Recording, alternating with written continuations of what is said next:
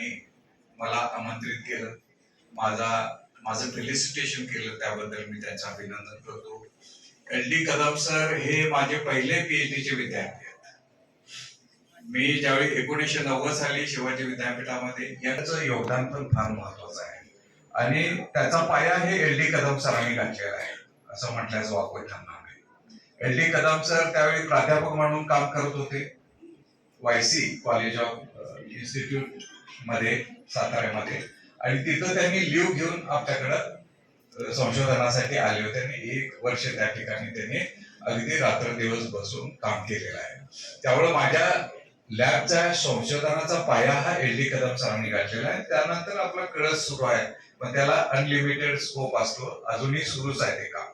जवळजवळ 51 विद्यार्थ्यांची PhD झाली आणि 35 वर्ष मी शिवाजी विद्यापीठातील भौतिकशास्त्र विभागामध्ये काम करत आहे. आणि हे करत असताना आता दमदाटे सरांनी माझा आलेख वाचून दाखवला, संशोधनातलं मोठमोठे काही त्यांनी शब्द आणि काही फिगर्स वापरले. कदाचित तुम्हाला ते कळालेही नसणार, कारण अंडर ग्रॅज्युएटच्या विद्यार्थ्यांना नेमकं H&X म्हणजे काय, सायटेशन म्हणजे काय, संशोधन म्हणजे काय हे माहीतच नसते.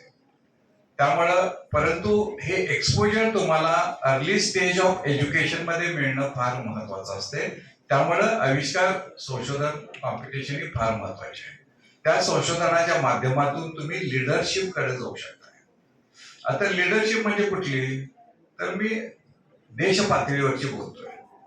आता आपण पाहिलं, फार वर्षापूर्वी अमेरिका देश हा प्रगत राष्ट्र झाला, विकसित झाला.